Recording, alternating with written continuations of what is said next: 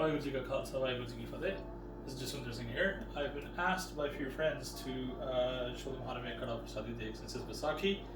The significance of Karah Parshaad Deg is very high in Sikhi. If anything, these are one of the most prominent activities that we should be doing with as a family, whether it's for Bhog or whether it's just an ardas we have to do for our house. So the Maryada for this is this is not going to be made for Bhog, for Guru Sahib Ji's Bhog. This is just a video just to show how it's done. So I'm going to be quick. I'm going to be using in low quantity. Ideally, everything should be made of sarblo that you're using, but if you can't, you use what you have. Also, you should be doing Japji Sahib da Path from memory as you're doing it. There are different Maryadas, and you can see them for yourself. There's a Gurbani Path that from the Minutak Sal, they have Maryada, Dal Panth has their Maryada, Akhand Kirti Jathan, Dhir, Nanak Sal, they all have their own Maryada. You can follow them as you wish. Some people say you should do Japji Sahib and Anand Sahib Chali Podiyan, or if you can't do that, just do Mool Mantar or Guru Mantar, but whenever you can, you should do some sort of Gurbani, either it's Mool Mantar, Guru Mantar, or Japji Sahib, Anand Sahib. And I'll let you know what the proportions are. So there's four ingredients that we need. We need kyo, we need atta, ghee that is, atta, whole wheat would be good. You need sugar and you need water. So the most important thing is the kyo, the atta, and the sugar have to be in equal quantities. So the ratio has to be 1. So here I've used a quarter cup just to show you. So I've also used a quarter cup of atta, and I've taken a quarter cup of sugar and I've put it into water. The water is going to be 3 times as much. So if you're using a quarter cup of atta, that'll be 3 times as much. So you're looking at 3/4 of a cup. Does that make sense? Yes, it does. 3/4 of a cup for water. Ideally, you should take the sugar and just mix it into the water, which is what I did. You can boil it and make chasni too, and that's apparently in India they have more things like they have properly made kyo. This is ghee as well, and the chasni that they make, and organic atta would be great if you can, but if you don't have access to it, good. So while you're doing it, it's very important you should cover your face. But I'm just going to show you here with a video, but I'm going to take it off because you won't be able to hear me. I don't know if you got that, but I said I'll take it off because you won't be able to hear me. So like I said, so start by taking the kyo into the thing. Like I said, this should be sarablo. And again, I just want to reiterate that I'm not following proper Maryada right now because I'm talking, and ideally I would have my mouth covered and I would be doing part as I'm doing it. So like I said, this is not going to be for Bhog. This is only for demonstration. The kids can enjoy some Karah Parshaad, Karah Halwa, I would call it, because it's not going to be Parshaad. Okay. And like I said, this would be ideally sarblo. So wait for the kyo to melt. As the kyo melts, we'll put the atta in there.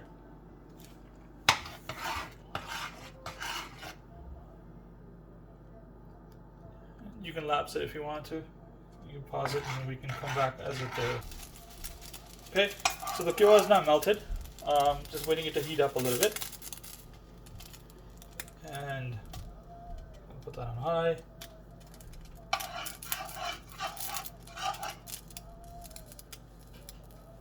At this point I would assume that it is hot enough. I wouldn't recommend putting your finger in there. But yes, I do see some heat coming out of there, so I'm going to put the atta in there. And we're going to start mixing it right away. So the whole point of mixing and using your kurpa is so the atta and the mixed up kyo in there doesn't stay at the bottom too long, so it doesn't scorch. Okay. Okay, make sure it's all mixed in well. This will start bubbling any second.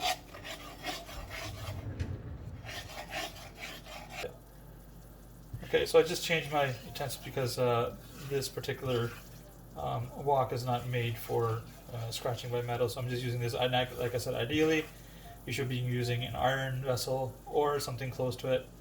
Steel would be good as well. And I'm using this silicone so it doesn't scratch the surface. Ideally, like I said, that should be steel and iron as well. But again, you use the resources that you have. If you don't have it all, it's better than not doing it. And same thing with the Gurbani. If you don't have some of the Gurbani memorized, it's better that you do Mool Mantar and Gur Mantar and make the Prashad rather than not doing it as well. There are many references in Gurbani where Guru Sahib would tell the Sikhs to start making Karah Parshaad Deg and offer it to Guru Sahib for Ardas, and then do that as a celebration, or as to ask Guru Sahib to help you with certain things.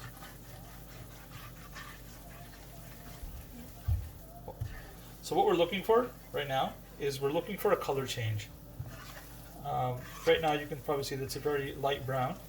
We're looking for this to start changing into a darker color. So you want to make sure that it's not too dark, but dark, kind of a medium brown. And I don't know if that's coming out so the color-wise in the video, but I hope so. So I can see that it's changing color slightly. And again, this is going quickly because this was such a very small quantity. I used a quarter cup. So it's progressing. Now, as soon as that progressing, you can actually start smelling it. It starts to smell like the Prashad of the Gurdwara. So as soon as I've done, I've already mixed the water and sugar together.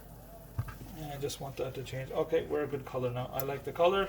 I'm going to pop in the water now. So just be careful. So you got to keep mixing.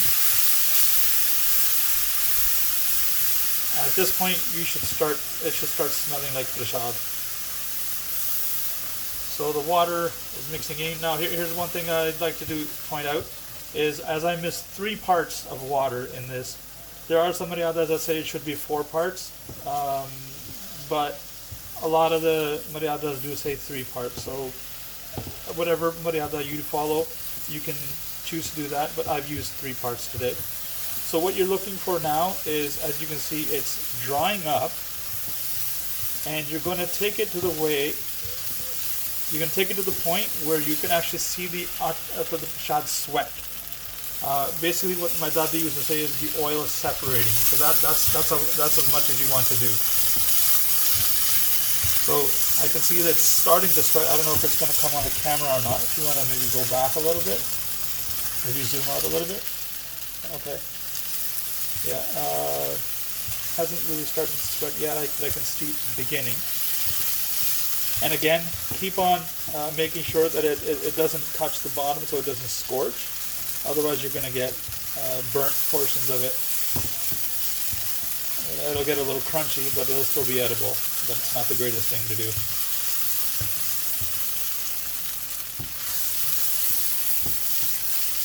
Okay, and I can start seeing the sweating now, where you can actually see that the prashad is letting go of the oil, of the ghee. So it's starting to sweat now, so I'm just going to give it a little bit more heat.